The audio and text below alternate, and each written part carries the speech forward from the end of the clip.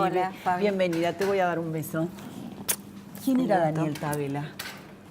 Daniel era un buen hombre, estudió mucho en su vida, un científico, y el mayor anhelo de él era llegar a Orcadas. ¿Y qué pasó con él?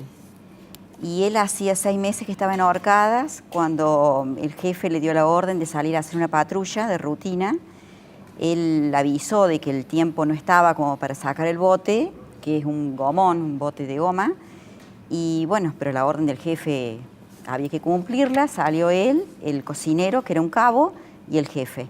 Hicieron una patrulla que no se sabe exactamente por dónde, y a la hora que tendrían que haber regresado, no lo hicieron. Y bueno, de ahí empezó la eterna búsqueda. Vivi, vos el 22 de noviembre a las 2:10 me ponías: esto es un déjà vu para mí. Y así es. Para mis hijas y para mí, escuchar las palabras búsqueda, no se encontró, continúa la búsqueda y el rescate, y es como que nos pega muy mal porque nos trae muchísimos recuerdos. Fueron días de tortura porque fueron 21 días de búsqueda en el caso de Daniel.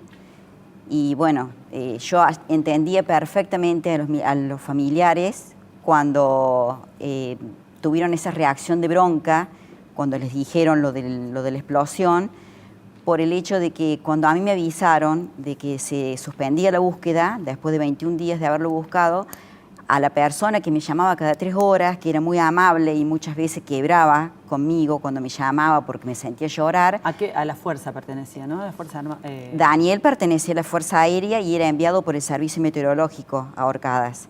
¿Y la que te llamaba, la persona que eran de la Armada? Y bueno, yo ese día lo insulté, pero lo insulté muchísimo y lo agredí muchísimo. Y ahí me despertó una sensación de bronca que yo ayer me veía reflejada en las familias de estas 44 personas, porque es lo que te despierta, es como que sentí que te lo abandonaron. ¿Cuál es el reclamo? ¿El abandono luego del hecho? ¿El abandono de la familia luego del hecho? No. En el primer momento la negligencia son todas etapas. Son todas etapas. Al principio sentís que no lo buscan demasiado. Al principio sentís contradicción en las informaciones que me iban pasando. Por ejemplo, ahora me decían una cosa, a las 3 horas me decían, pero no buscamos hoy porque el clima no nos ayudó. Entonces vos decías como si 3 horas antes me decían que había búsqueda. Entonces mucha contradicción. Cuando la búsqueda termina, se te despierta una bronca y una sensación de abandono hacia él. Y cuando terminó la búsqueda de Daniel, yo hablo puntualmente de mi caso, se presentaron 2 personas del servicio meteorológico diciéndome que, bueno, que la búsqueda había terminado, que el tema quedaba así, que se cerraba, que por favor no hablara con la prensa.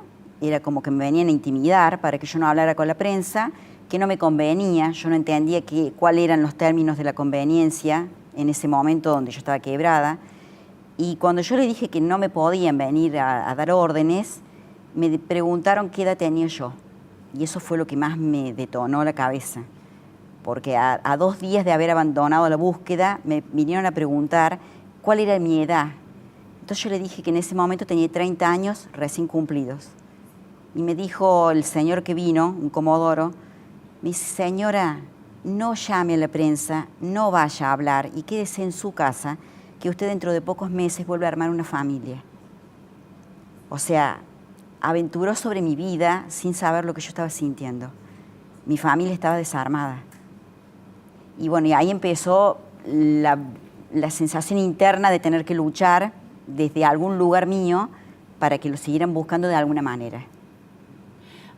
¿Después de cuántos años lo determinaron como desaparecido y comenzaste a cobrar la jubilación? Bueno, ese fue otro tema porque la Armada obró de una manera con los 2 tripulantes que iban junto con Daniel, y la Fuerza Aérea obró de otra manera conmigo. Me dijeron que yo tenía que tramitar la muerte de él, la desaparición de él, no se hicieron cargo de eso. Yo puse abogados particulares y bueno, la justicia tardó lo que tarda normalmente, que son 7 años, cuando no hay rastros de la persona. Cuando yo presenté el certificado de función en el edificio Cóndor, después de 7 años, un comodoro me gritó tanto, tanto que un cabo que estaba sentado al lado escribiendo a máquina se le caían las lágrimas. Y yo de eso no me voy a olvidar nunca, porque él me gritaba porque yo le estaba presentando un certificado de función después de 7 años, mientras que ellos a Daniel lo tenían como una persona viva. Y lo iban moviendo y lo iban dando pase cada diciembre como que él estaba vivo. Una negligencia total por parte de la Fuerza Aérea. Entonces ese día yo me mantuve inmutable entre los gritos de este señor y lo único que le pedí que dejara de golpear sobre el nombre de Daniel, que era la foja, la carpeta de él. Y le dije que yo no me iba a callar y me dijo que le iba a pagar muy caro. Bueno, yo después... ¿La pagaste muy caro? Sí, la pagué muy caro. Lo pagué muy caro. ¿Por Porque qué? no me quedó nadie. De parte de la Fuerza Aérea no nos quedó nadie. Cada uno se cuidó sus tiras, como me decían los compañeros de él. Mira, vamos a tener que dejar de venir a visitarte. Digamos, este espíritu de cuerpo, la fuerza, ¿no? Se cierran. A ver, hay de todo como en toda institución. Están las personas que son muy solidarias y que te ponen el hombro. Y están las personas como, por ejemplo, cuando tuve la audiencia con el ministro de Defensa, me tenía que acompañar por obligación un militar de Fuerza Aérea, y él me dijo, yo te acompaño en el vuelo, llego hasta el edificio Libertador, donde estaba el señor Domínguez, que era el ministro de Defensa, pero yo me quedo en la vereda porque a mí esto me compromete mi ascenso. O sea, nadie se ponía a la par mía. Y en ese momento vos te das cuenta que te sentís sola. ¿Vos crees que se lo buscó lo suficiente a Daniel? ¿A dónde crees que terminó su vida? Yo creo que se lo buscó con los medios que había en ese momento, que no eran muchos. Era el rompehielo Irizar y un rompehielo alemán que había por la zona. Yo me armé de una idea para poder continuar viviendo. Yo pienso que ellos trataron de bajarse del bote y trataron de llegar a la base y cayeron en una grieta, que era la del glaciar, que a fines de marzo se forman capas de hielo y te cubren las grietas, o sea, son pisos falsos, digamos. ¿Y Daniel tenía conocimiento de toda esa situación? No, Daniel no.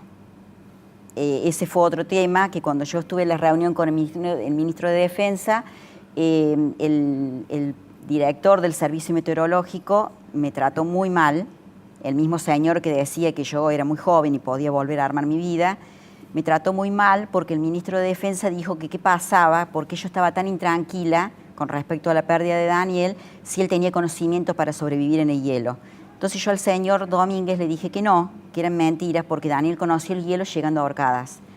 Y entonces lo miró al jefe del servicio meteorológico y le dijo, señor, ¿y el dinero que se destina para las campañas preantárticas, los cursos preantárticos?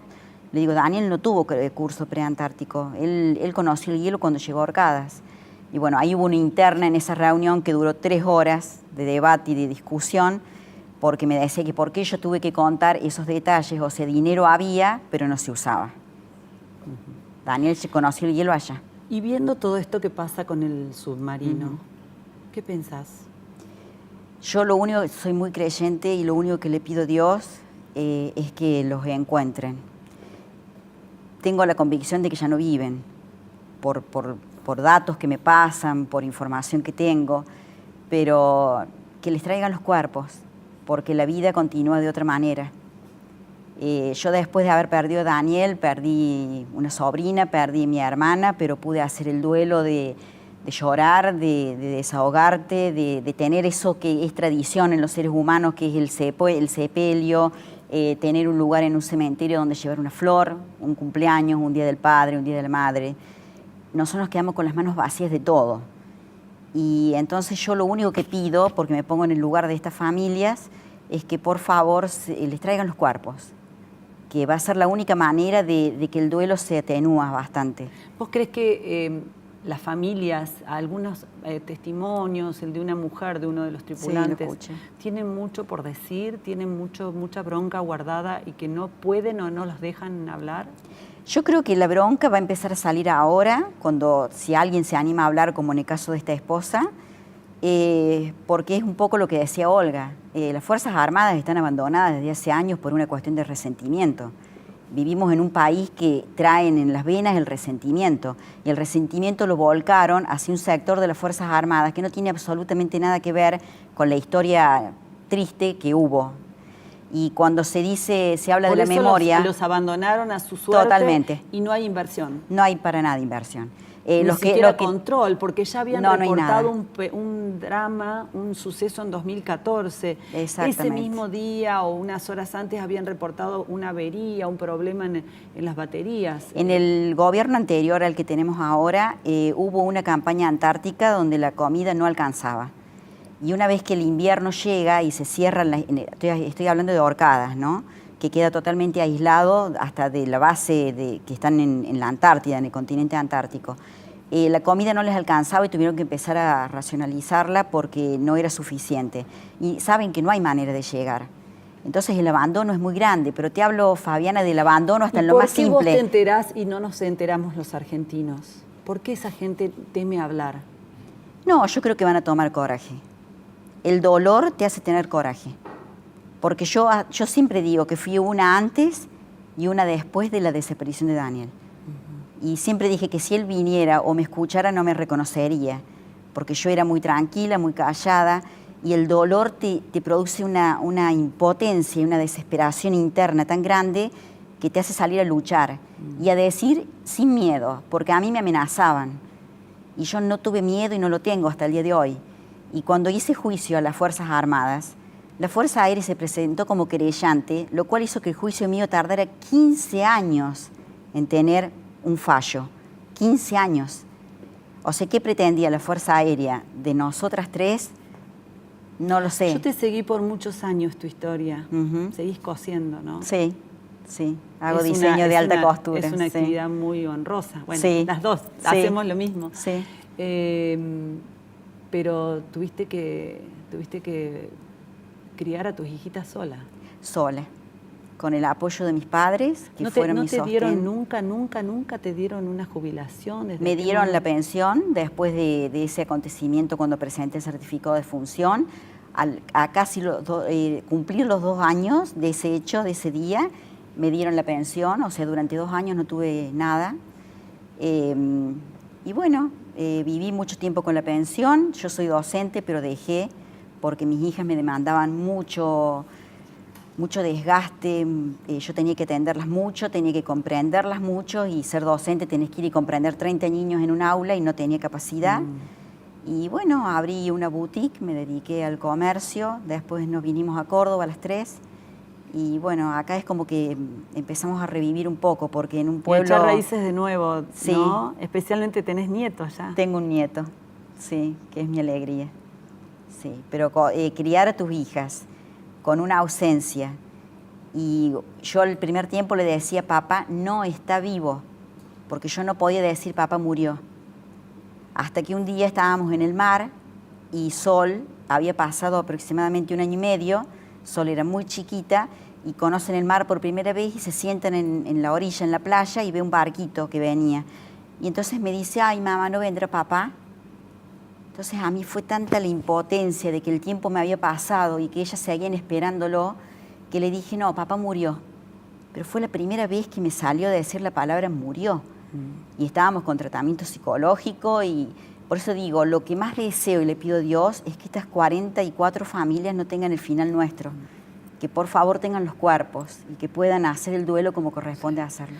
Me entristece mucho tu historia, pero me llena de orgullo tu valentía. Muchas gracias, la he seguido muy de cerca siempre. Gracias, Vivi. Muchas gracias a vos y por estar siempre. Nos vamos a la pausa.